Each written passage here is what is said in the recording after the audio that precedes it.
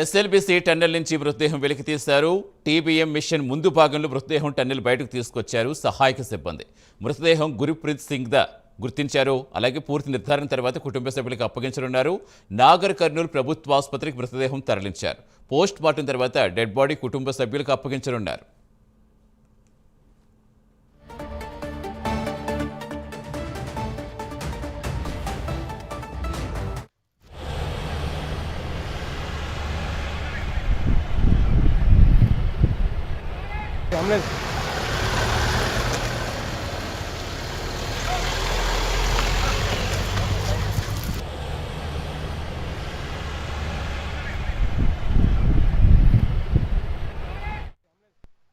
అచ్చంపేటలో బాధిత కుటుంబ సభ్యులను పరామర్శిస్తానని స్థానిక ఎమ్మెల్యే చిక్కుడు వంశీకృష్ణ తెలిపారు.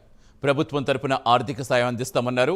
ఒక బాడీని టన్నెల్ నుంచి బయటకు తీస్తామని, సొంత స్థలానికి బాడీ తరలించేందుకు ప్రభుత్వమే ఖర్చులు భరిస్తుందని చెప్పారు. మిగతా వారిని గుర్తించి వారి కుటుంబ సభ్యులకు అప్పగిస్తామని తెలిపారు.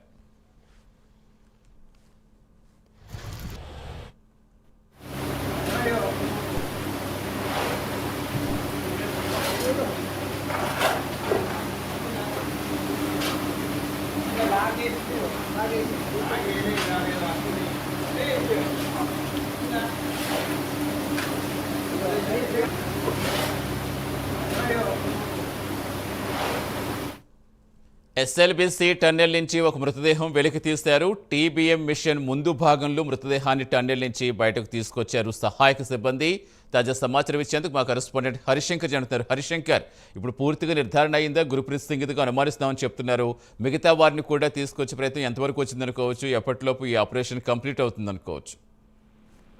ఎస్ఎల్బీసీ ప్రమాద ఘటనలో చిక్కున్నటువంటి 8 మంది కార్మికుల కోసం రిస్క్ ఆపరేషన్ కొనసాగుతూనే ఉంది. అయితే ఈ రోజు ఈ రిస్క్ ఆపరేషన్ పురోగతి సాధించడం చెప్పవచ్చు. ఎందుకంటే టీబీఎం కటింగ్ మిషన్ వద్ద ఒక మృతదేహాన్ని ఆనవాళ్ళను ఉదయం నుంచి గుర్తించారు. అయితే కొద్దిసేపటి క్రితమే ఆ యొక్క డెడ్ బాడీని వాళ్ళు వెలికి తీయడం జరిగింది. అక్కడి నుంచి కూడా నేరుగా 108 అంబులెన్స్ లో నాగర్ కర్నూలు ప్రభుత్వ ఆసుపత్రికి తరలించడం జరిగింది. అయితే ఇప్పటికే గురుప్రీత్ సింగ్ యొక్క డెడ్ బాడీని అనుమానిస్తున్నారు. అయితే పోస్ట్ మార్టం నిర్వహించడంతో పూర్తి స్థాయి వివరాలు వెల్లడించే అవకాశం అయితే కనిపిస్తున్నాయి. అయితే దీనికి సంబంధించి కొద్దిసేపటి క్రితమే అచ్చంపేట ఎమ్మెల్యే ఏదైతే చిక్కుడు వంశీకృష్ణ ప్రెస్ మీట్ నిర్వహించడం జరిగింది. ప్రభుత్వం తరఫున చెక్కును వాళ్ళ కుటుంబ సభ్యులకు అప్పగించే అవకాశం అయితే కనిపిస్తుంది. So dead body post mortem పూర్తయిన తర్వాత అది ఎవరిది అని చెప్పి పూర్తి వివరాలు వెల్లడించిన తర్వాత వారి స్వగ్రామానికి ఇక్కడికి తరలించేందుకు ప్రభుత్వం తరఫున అన్ని చర్యలు తీసుకుంటామని చెప్తున్నారు.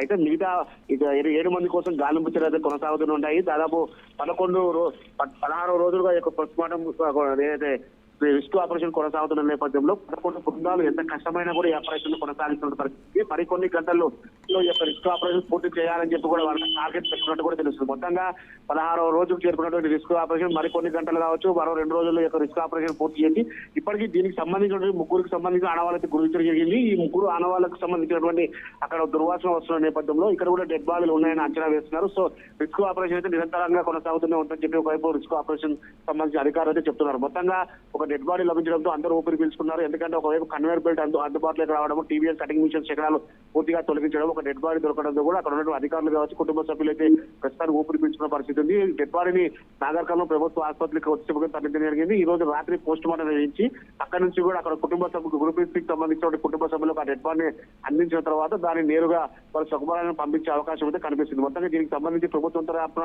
అన్ని చర్యలు చేపడదామని చెప్పి చిక్కుడు వంశీకృష్ణ చెప్తున్న సిచ్యువేషన్ అయితే ఉంది. Right, thank you Harishankar. SLBC tunnel incident ఏదైతే ఉందో అది 16వ రోజు ఈరోజు. మరి అత్యంత బాధాకరమైనటువంటి అంశం అది. సరే, ఒకానొక స్టేజ్లో ఈ డెడ్ బాడీస్ని తీయగలుగుతామా లేదా అని ఒకటి అనుమానం ఉన్నటువంటి పరిస్థితి నుంచి మరి గౌరవ ముఖ్యమంత్రి గారు, అదేవిధంగా గౌరవ మంత్రివర్యులు వారి సూచన మేరకు వారు మినిట్ టు మినిట్ మానిటర్ చేస్తూ 11 డిపార్ట్మెంట్లు కలిసి ఏ రెస్క్యూ ఆపరేషన్ మొదలుపెట్టాయి. మరి ఎట్టికేలకి ఇవాళ ఒక బాడీని ఐడెంటిఫై చేసి వెలికి తీయడం జరిగింది. ఆ బాడీ కూడా ఇప్పుడు అచ్చంపేటకు రాబోతూ ఉంది. అక్కడే ఆ బాధిత కుటుంబాలకు చెక్ ఇవ్వడం జరుగుతూ ఉంది.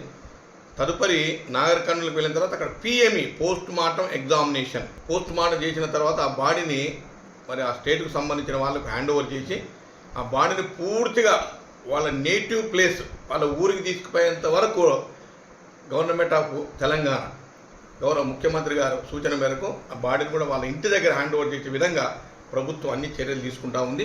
ఫలితంగా బాధాకరం